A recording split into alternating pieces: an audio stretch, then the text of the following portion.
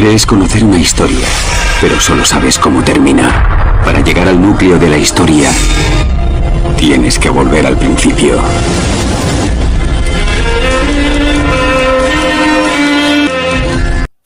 Buenos días a todos los que paséis por este canal. Bueno, hoy tocaremos las cartas del apóstol Pablo para ver cuál era su Dios, la carta de los Efesios, la carta de los Colosenses y la carta a Filemón. Bueno, vemos que han transcurrido ya 10 años desde que Pablo empezó a escribir a las congregaciones. Quedan aproximadamente 4 años para que empiece la persecución del máximo pontífice de Roma, Nerón, y acabe con la vida del apóstol Pablo. Encontramos en esta corriente del tiempo que el apóstol Pablo estaba bajo arresto domiciliario y bueno, había 2 hermanos, Tíquico y Onésimo, que estaban con él, y estos son los que llevarían las cartas tanto a Éfeso como a Colosenses, donde estaba el hermano Filemón, que tendría que recibir la visita del que había sido su esclavo Onésimo, y hablaremos al final del vídeo de esta carta. Bueno, la cuestión es que saldrían aproximadamente desde Roma, viajarían a Éfeso y aproximadamente después de dejar esta carta irían andando unos 2 días hasta llegar a la congregación de Colosenses. A unos 20 kilómetros aproximadamente estaba la Odisea, estaba muy cerca. Y bueno, la cuestión es que el propio apóstol Pablo, cuando escribe la carta a los Colosenses, dice en Colosenses 4:16, dice: después de leer esta carta también hagan que se lea en la congregación de los laodicenses y ustedes lean la que se envió a la Odisea. Bueno, la cuestión está que aquí es cuando llegan todos los que odian la Biblia, como los mormones o los musulmanes, y dicen: mirad, tenéis una Biblia mutilada, falsificada, porque la carta de la Odisea no existe. Sin embargo, algo que tenían que entender todos aquellos detractores de las Sagradas Escrituras, de la palabra de Dios, es que las cartas, cuando se escribían, también eran enviadas a las congregaciones, y puede ser que ya hubiese llegado algún tipo de carta que estuviera en la Odisea, el apóstol Pablo lo supiera y dijese: bueno, como estáis tan cerca, cogerla, luego leer la carta a los Colosenses, y la que ya se envió, que no tenía por qué ser una carta específica a la congregación de la Odisea. Había muchas otras congregaciones y evidentemente no solo unas cuantas congregaciones iban a tener cartas, no, lógicamente se repartían para todas las congregaciones esparcidas por Asia, por Europa y demás, ¿no? Por lo tanto, bueno, simplemente es una manera de intentar ver la lógica. Por ejemplo, cuando se envía la primera carta a los Corintios, el apóstol Pablo dice: bueno, ya os envié una carta, pero evidentemente no tenía por qué ser la primera a los Corintios, podía ser la carta a los tesalonicenses o incluso la carta a los Gálatas. De hecho, cuando miramos en la historia patrística para ver lo que pasó, bueno, ninguno habla ni cita de la carta de la Odisea, simplemente para decir que Marción había escrito una carta falsa de la Odisea, y no dicen: no, nosotros tenemos la carta verdadera. No, simplemente no existía esa carta y no habían entrado en este tipo de debates porque simplemente sabían que era falsa, ¿no? Es curioso que los mormones, por ejemplo, tengan muchas creencias similares a los marcionistas y digan lo mismo que decían los marcionistas: faltan evangelios, faltan cartas, las cartas están falsificadas y están mutiladas. Simplemente han sido personas a lo largo de la historia que han buscado trabas en la Biblia para intentar justificar sus libros que son falsos y que nada tienen que ver con la doctrina bíblica. Bueno, lo cierto es que estos 2 hermanos pues tienen que llevar en un largo viaje las cartas a las congregaciones de Éfeso y Colosa, y bueno, aquí se enfoca la atención en una administración que resulta en paz y unidad con Dios mediante Jesucristo. Y bueno, pues vamos a empezar a analizar la carta a los Efesios. Dice Pablo, apóstol de Cristo Jesús, por la voluntad de Dios, a los santos que están en Éfeso y a los fieles en unión con Cristo Jesús, que tengan bondad inmerecida y paz de parte de Dios nuestro Padre y del Señor Jesucristo. Por lo tanto, ese regalo de la bondad inmerecida, ¿de parte de quién? Siempre lo dice: de Dios nuestro Padre y del Señor Jesucristo. Si es un regalo de un Dios compuesto, pues te hubiera dicho la bondad inmerecida de nuestro Dios, formado por el Padre, por el Hijo y por el Espíritu Santo, cuestión que el apóstol Pablo jamás dice. De hecho, dice en el versículo 3: bendito sea el Dios y Padre de nuestro Señor Jesucristo. O sea, bendito el Dios y Padre de nuestro Señor Jesucristo, porque nos ha bendecido con toda bendición espiritual en los lugares celestiales en unión con Cristo. Luego dice: pues nos predeterminó a la adopción mediante Jesucristo como hijos para sí mismo, según el beneplácito de su voluntad, para alabanza de su gloria, bondad inmerecida que Él nos confió bondadosamente por medio de su amado. Por medio de Él tenemos la liberación por rescate mediante la sangre de ese, sí, el perdón de nuestras ofensas, según las riquezas de su bondad inmerecida. Por cuando nos dio a conocer el secreto sagrado de su voluntad, es según su beneplácito, que Él se propuso en sí mismo, para una administración al límite cabal de los tiempos señalados, a saber, reunir todas las cosas de nuevo en el Cristo, las cosas en los cielos y las cosas en la tierra, sí, en Él. Bueno, aquí Pablo está diciendo unas palabras que luego dirá en la carta a los Colosenses, que Jesucristo pues fue el elegido por Dios para reunir consigo mismo tanto las cosas en los cielos como las cosas en la tierra, como dijo por ejemplo Jesucristo cuando la oración modelo que pidiéramos para que viniese el reino, para que se cumpliera la voluntad de Dios tanto en el cielo como en la tierra, cuestión que las religiones trinitarias y religiones falsas en general pues niegan, pues quieren que la tierra sea destruida. Dice el 17, para que el Dios de nuestro Señor Jesucristo, o sea, para que el Dios de nuestro Señor Jesucristo, el Padre de la gloria, les dé espíritu de sabiduría y de revelación en el conocimiento exacto de Él. Bueno, la verdad es que Pablo sigue anunciándonos al Dios de Jesús. Jesús tiene un Dios para el apóstol Pablo. Si tú estás en la congregación de Éfeso, has recibido otras cartas donde el apóstol Pablo está transmitiendo lo que ya llevaban los apóstoles y discípulos enseñando durante mucho tiempo, bueno, estaban enseñando que Jesús que tenía un Dios, que era nuestro Dios y el Dios del apóstol Pablo. El capítulo 3 dice, a mí, hombre que soy menos que él, más pequeño de todos los santos, me fue dada esa bondad inmerecida de declarar a las naciones las buenas nuevas acerca de las riquezas insondables del Cristo y de hacer ver a los hombres cómo se administra el secreto sagrado desde el pasado indefinido ha estado escondido en Dios que creó todas las cosas. Bueno, aquí el apóstol Pablo está diciendo que es Dios el que creó todas las cosas. ¿Quién era su Dios? Evidentemente dice que el Padre, el Dios y Padre de nuestro Señor Jesucristo.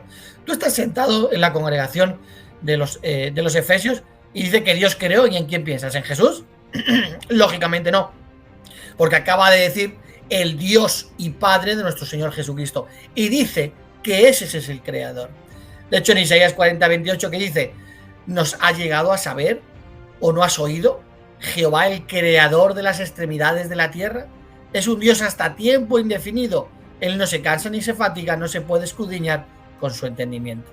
Y bueno, y en otras cartas vimos como el propio apóstol Pablo dice que Dios es el que dijo, hágase la luz, hablando acerca de Jehová. Por lo tanto, Pablo cada vez que habla de Dios, está hablando de Jehová del Antiguo Testamento y no de un Dios tripolar ni enfermo. Bueno, el versículo 14 dice, por causa de esto, doblo mis rodillas ante el Padre. Está hablando de Dios, del Creador. Y ahora dice, ante ese Dios, ante ese Creador, yo doblo mis rodillas. A quien toda familia en el cielo y en la tierra debe su nombre. O sea, está haciendo una clara distinción entre que Dios el Padre es nuestro Dios, el Creador, ante el que doblamos nuestras rodillas, y no está hablando de ningún Dios tripolar. Bueno, dice el 21, a Él sea la gloria, o sea, al Padre, por medio de la congregación y por medio de Cristo Jesús por todas las generaciones, para siempre jamás. Amén. Luego dice el versículo, el capítulo 4, un Señor, una fe, un bautismo, un Dios y Padre de todos, que es sobre todos y por todos y en todos. Bueno, aquí el apóstol Pablo está uniendo dos textos que ya unos años antes había mandado a las congregaciones, cuando dice 1 Corintios 8:6, un solo Dios el Padre, y vuelve a unir Romanos 9:5, un Dios que está por encima de todas las cosas, haciendo referencia al Padre. Evidentemente, si a los romanos le dijo otra cosa en Romanos 9:5, desde luego no cuadraría. Estaría fuera de todo contexto. Por lo tanto, sabemos que Romanos 9:5 en versiones trinitarias es una falsificación, una mentira por todos aquellos que buscan un Dios que está fuera del Padre. Dice el versículo 32, más bien hágase bondadosos unos con otros, tiernamente compasivos, y perdónense libremente unos a otros, así como Dios también por Cristo libremente los perdonó a ustedes. O sea, está hablando de que Dios hace cosas por medio de su Hijo Jesucristo. Dice el capítulo 5, dando gracias siempre por todas las cosas a nuestro Dios y Padre, en el nombre de nuestro Señor Jesucristo.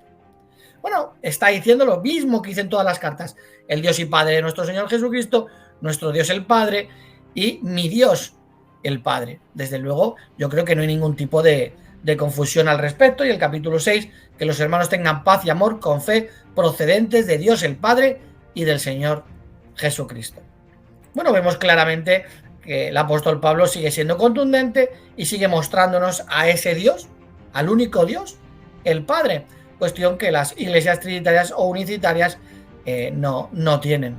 Bueno, llegamos a la carta a los colosenses, posiblemente, como se ha estado comentando, después de llegar a Éfeso, pasarían unos días allí, irían 2 días caminando para llegar a esta congregación, donde se enfatiza el aprecio por la posición que Dios ha otorgado a Cristo como medio de contrarrestar puntos de vista y prácticas equivocadas, y sobre todo hubo 2 razones para escribir. Una, lo que le llega a los oídos de lo que está pasando en la congregación, y luego, pues bueno, las noticias pues parece que empezaron a cambiar un poquito.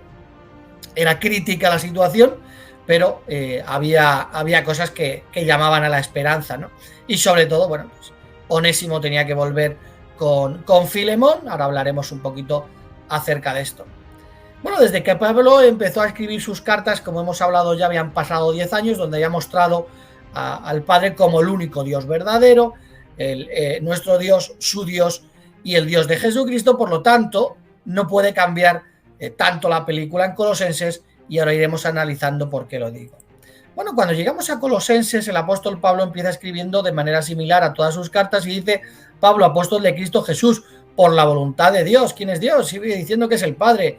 Y Timoteo, nuestro hermano, a los santos y fieles hermanos en unión con Cristo en Colosas. Que tengan bondad inmerecida y paz de parte de Dios, nuestro Padre.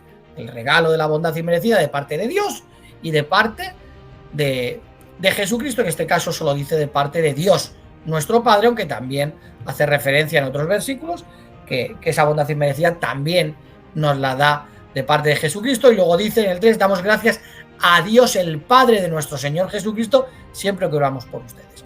¿Oramos a quién? A Dios el Padre. ¿De quién? A Dios el Padre de nuestro Señor Jesucristo. Luego dice: dando gracias al Padre que los ha hecho idóneos para participar en la herencia de los santos de la luz. ¿Por qué le daban gracias al Padre? Porque al Padre es al que se ora. Luego dice el versículo 15, voy a analizar un poco estos versículos, pero os animaría a todos los que queráis ver una información más detallada, más erudita y más académica, que vayáis, ahora pondré los rótulos, que vayáis al canal de Renal González, donde él pues hace una explicación más detallada sobre estos textos. Dice: él es la imagen del Dios invisible, el primogénito de toda la creación. Bueno, la cuestión está que aquí es cuando coge el mundo trinitario y dice: no, es la imagen, y te intentan proyectar algo que es diferente a todo lo que está enseñando el apóstol Pablo.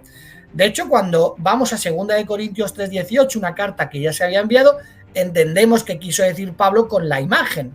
Por ejemplo, dice: y todos nosotros, mientras con rostros descubiertos reflejamos como espejos la gloria de Jehová, somos transformados en la misma imagen de gloria en gloria, exactamente como lo hace Jehová el Espíritu.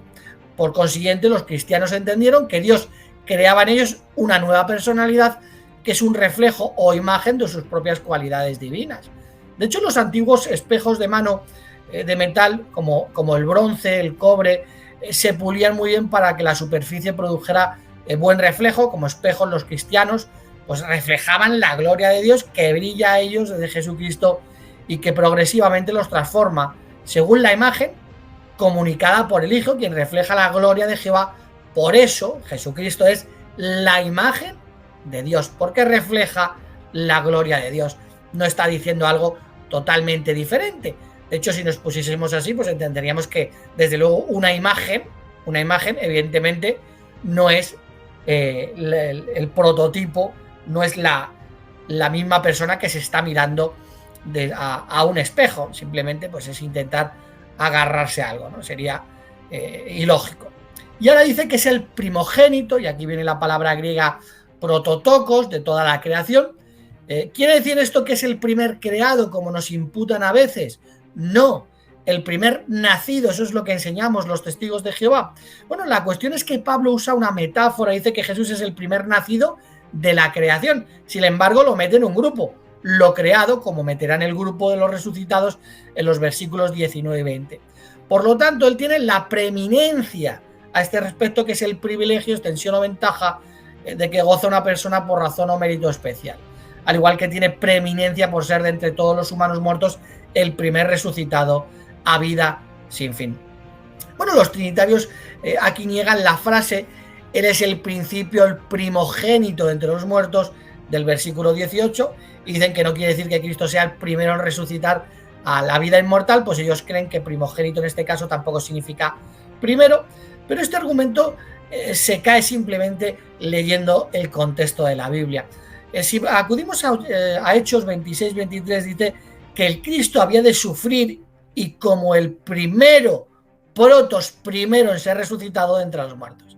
Por lo tanto, pues las excusas trinitarias simplemente siguen siendo las patadas de ahogado, ese espantapájaros que montan para buscar un Dios fuera del Padre. Por lo que Jesucristo es el primero en el tiempo en ser resucitado para vida eterna. Habían resucitado otros, pero habían vuelto a morir. Dice que en romper el seno del Seol porque Dios ha querido que Él sea el primogénito, el primero que ocupe en todo el primer puesto, de ahí la primacía.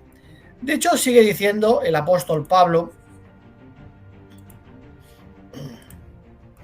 porque por medio de él todas las otras cosas fueron creadas en los cielos y sobre la tierra, las cosas visibles y las cosas invisibles, no importa que sean tronos o señoríos o gobiernos o autoridades, todas las otras cosas han sido creadas mediante él y para él.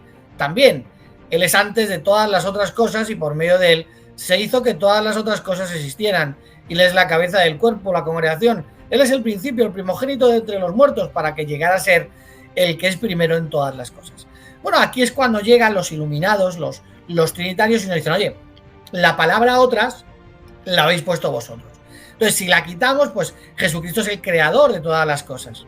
Ah, vale, o sea, tu Dios tripolar, tu Dios trino, no es el creador, ahora es Jesucristo solo el creador, el Padre y el Hijo no son los creadores.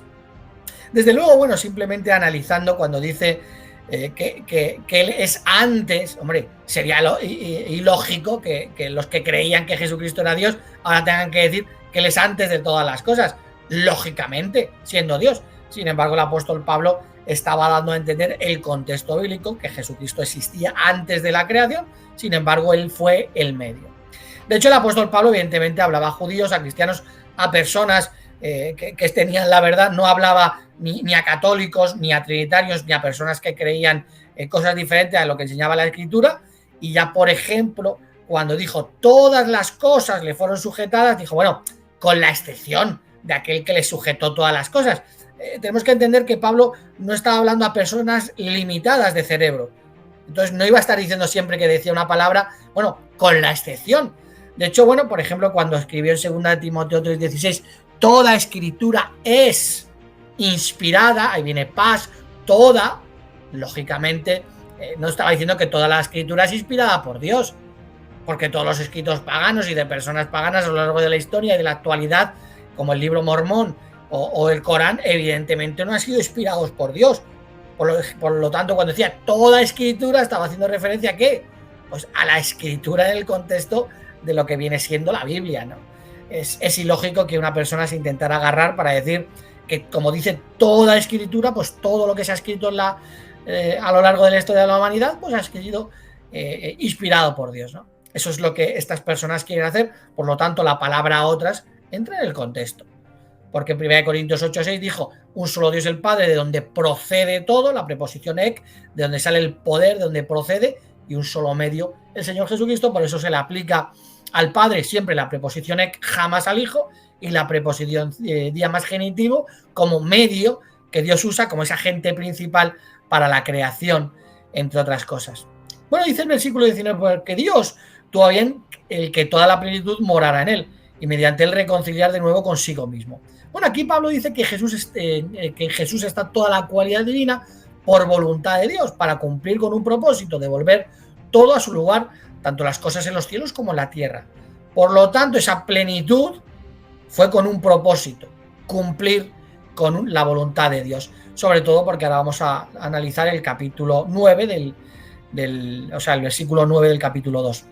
Sigue diciendo, cuidado, quizás haya alguien que se los lleve como presa suya mediante la filosofía y el vano engaño, según la tradición de los hombres, según las cosas elementales del mundo, y no según Cristo, porque en él mora corporalmente toda la plenitud de la cualidad divina, de modo que ustedes están poseídos de una plenitud por medio de él, que es la cabeza de todo gobierno, y autoridad. Y aquí es donde dice, mirar, en Jesucristo está toda la divinidad, toda la deidad, como te suelen traducir algunas versiones trinitarias falsificadas, pero tienen que ver el contexto. El contexto nos permite apreciar que el que Jesús goce de divinidad o naturaleza divina no le hace igual al Dios Todopoderoso. Pues en el capítulo anterior Pablo había dicho que Dios tuvo a bien que en él morara esa plenitud para cumplir un propósito.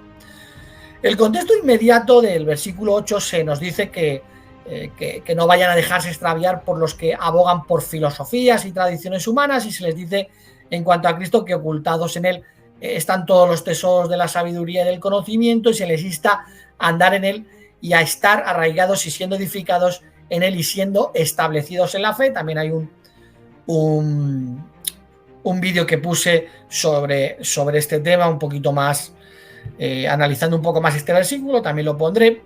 Y luego dice que desde luego, pues bueno, los gnósticos estaban enseñando que Jesucristo pues no era ni 100% humano, ni era 100% divino, era como una mezcla. Entonces, claro, algunos decían, pero ¿cómo va a estar en todo en Jesucristo si Jesucristo siendo carne y la carne es defectuosa? Es como hoy hacen con el 100% Dios, 100% hombre, pues hacían algo similar, ni era una cosa completa ni era una otra. Está diciendo, mira, dejaros de historias, dejaros de filosofías, que Jesucristo está todo lo suficiente para cumplir un propósito. Es lo que está diciendo este versículo. Pero ¿qué hacen los que intentan agarrarse en busca desesperada de un Dios tripolar, de un Dios que sobre todo ensalza a Jesucristo olvidando al Padre? Pues intentan agarrar cualquier palabrita olvidándose del contexto. Bueno, vamos a seguir analizando ahora la carta a Filemón, y bueno, pues nos encontramos aquí un problema. Onésimo se había escapado de su amo Filemón, posiblemente Onésimo no era cristiano cuando lo hizo, encuentra a Pablo, se hace cristiano, y bueno, incluso parece que este no solo se escapa, sino que le tiene que robar, porque Pablo dice, bueno, cuando le escribe a Filemón, dice, y si te debe algo, yo lo pagaré. Bueno, el apóstol Pablo aquí no apela a su autoridad, no apela a ser parte del cuerpo gobernante, no apela al que, mira, somos hermanos y como somos hermanos no nos vamos a denunciar. No, él le dice, mira, yo me hubiera gustado quedarme a Onésimo y más bajo las circunstancias que me encuentro, no tengo ese derecho, te lo devuelvo, simplemente pues oye, ten un poco de compasión y amor, pero sabía que una vez Onésimo pisara Colosas y llegara a Filemón, más que probablemente podía ser, Filemón estaba en el derecho de denunciar a Onésimo, incluso podía haber muerto por lo que hizo o incluso acabar en la cárcel. Y bueno, pues vemos que Pablo escribe una pequeña carta, ya de paso que iba a ir la carta a los colosenses, pues a un miembro de la congregación de Colosas. La tradición, evidentemente, estas son cosas que a partir del siglo II y III, pues muchos cristianos intentaban emparejar a ciertos personajes con personajes de tiempos de cuando Jesús estaba predicando. Por ejemplo, dicen que Filemón fue uno de esas 70 personas que Jesucristo mandó predicar de casa en casa. Pero bueno, son cosas que no se saben, y bueno, pues la cuestión es que se escribe esta carta a Filemón pidiéndole, pues bueno, que tenga un poco de amor y consideración, pero que evidentemente Filemón será el que tenga la última palabra. Bueno, vamos a analizar simplemente dos versículos, tampoco hay que extenderse mucho en la carta para seguir viendo que Pablo sigue diciendo lo mismo. Pablo, prisionero por Cristo Jesús, y Timoteo, nuestro hermano, a Filemón, amado nuestro y colaborador, y a Afía, nuestra hermana, y a Arquipo, nuestro compañero de armas, y a la congregación que está en su casa. Que tengan ustedes bondad inmerecida y paz de parte de Dios nuestro Padre y del Señor Jesucristo, un regalo de parte de Dios y de Jesús. Siempre doy gracias a mi Dios cuando hago mención de ti en mis oraciones, y evidentemente es al Padre al que dirigían las oraciones. Por lo tanto, seguimos viendo 10 años después de que Pablo iniciara sus cartas que nuestro Dios, mi Dios y el Dios de nuestro Señor Jesucristo sigue siendo Dios el Padre, ante que inclinan sus rodillas, al que oran, y muchas otras cuestiones que hemos estado analizando en todas estas cartas.